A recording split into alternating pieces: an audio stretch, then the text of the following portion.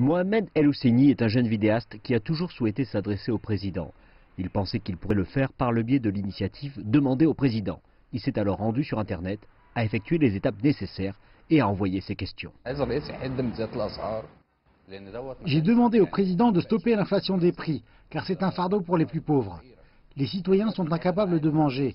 Le moins cher est le pain. Combien coûte-t-il maintenant? Je parle des produits de base. Quelques jours plus tard, il a reçu une réponse du président. La dévaluation et les réformes économiques ont mené à la hausse des prix, et certains ont douté de l'importance de ces mesures. Je dis que nous avons pris ces mesures pour améliorer nos institutions, selon les capacités du pays. Nous avons un plan de solidarité sociale qui permet de soulager le fardeau des prix. C'est facile sur le papier, mais difficile à adopter avec les ressources limitées que nous avons. C'est la troisième fois qu'est mise en œuvre cette initiative demandée au président. Mais cette fois, la période est un peu particulière. C'est très important parce qu'il intervient avant les élections présidentielles.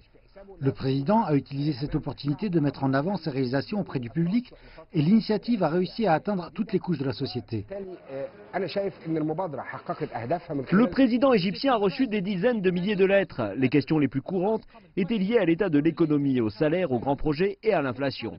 Il a garanti aux Égyptiens que les difficiles mesures d'austérité étaient presque terminées. Et les questions de politique étrangère ne sont pas en reste. Les principales questions que le président a reçues concernent les relations avec le Soudan, l'Iran, les nations du Golfe, le dossier libyen, la Corne de l'Afrique, la lutte contre le terrorisme, le Sinaï et les relations avec Trump, après que ce dernier eut décidé de déménager l'ambassade américaine à Jérusalem. Le président ne pouvait pas répondre à toutes les questions dans le temps limité, mais ce qu'il a répondu était suffisant pour la plupart des gens comme Mohamed.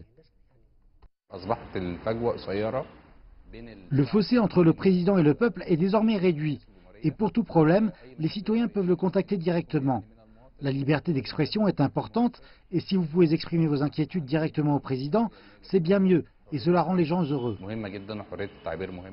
Le président Abdel Fattah el-Sisi s'est engagé à répéter l'initiative s'il remporte un second mandat présidentiel.